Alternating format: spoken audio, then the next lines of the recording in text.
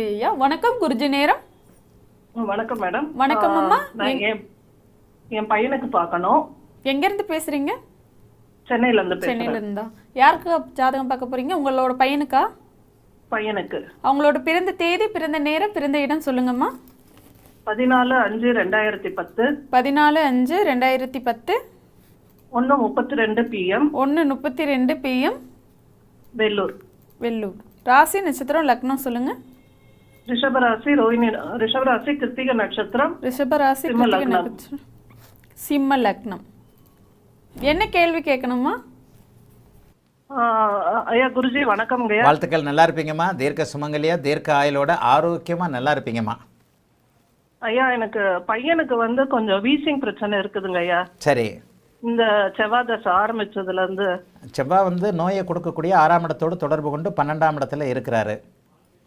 அதனால அவருக்கு ட்ரீட்மெண்ட் எடுத்துட்டு தான் இருக்கோம். அது அந்த இது குணம் எப்போ தீரும் அப்படிங்கறது. சனி புக்தி வரைக்கும் 6ஆம் அதிபதி புக்தி வரைக்கும் இன்னும் ஒரு 1.5 வருஷத்துக்கு தீராது. சரிங்கய்யா. இன்னும் ஒரு 1.5 வருஷத்துக்கு தீராது. ஆனாலும் இது ஜாதகம் யோக ஜாதகம். லக்னாதிபதி உச்சமாக இருக்கிறாரு. சனியவே குரு பார்க்குறாரு, செவ்வாயவும் குரு பார்க்குறாரு. அந்தந்த ஆதிபத்திய தொடர்பு கொள்ளக்கூடிய பார்க்கக்கூடிய ஆதிபத்திய அமைப்புகளை அவங்கவுங்க செஞ்சு தான் தீரணும். 6ஆம் இடத்தோட 12லேருந்து நேரம் 6 தானே பார்க்குறாரு. அப்போ அந்த 6ஆம் இடத்துல குழந்தைகளுக்கு என்ன வரும்? கடன், நோய், வம்பு, வழக்கு, அசிங்கம், கேவலம். குழந்தைங்க போய் சண்டை போடாது, குழந்தைங்க போய் கடன் வாங்காது, நோய் வரும். அதே நேரத்தில் அவர் நீச்சனாக இருந்தாலும் நீச்சபங்க ராஜயோகம் அப்படிங்கிற அமைப்பில் நல்லா தான் இருக்கிறாரு. செவ்வாய் தசை சனி புக்தி வரைக்கும் நோய் தீராதுமா. 6ஆம் அதிபதியோட புக்தி வரைக்கும் 6ஆம் இடத்தை பார்க்கக்கூடிய தசாநாதன், 6ஆம் இடத்தின் அதிபதியான புக்தி, இந்த ரெண்டும் கனெக்ட் ஆகிற வரைக்கும் நோய் தீராது. 1.5 வருஷம் இருக்குது.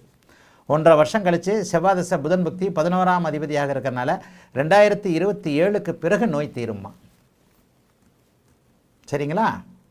சரிங்க சரிங்க ஐயா. வேறு ஏதாவது கேட்கணுங்களா? ஆனால் அந்த ஜாதகம் கொஞ்சம் நல்ல ஜாதகமாக. லக்னாதிபதி உச்சமாக இருக்கிறார். லக்னாதிபதி உச்சமாக இருப்பது ஒரு நிலையில் நல்ல அமைப்பு, எதையும் தாண்டி வரக்கூடிய அமைப்பு.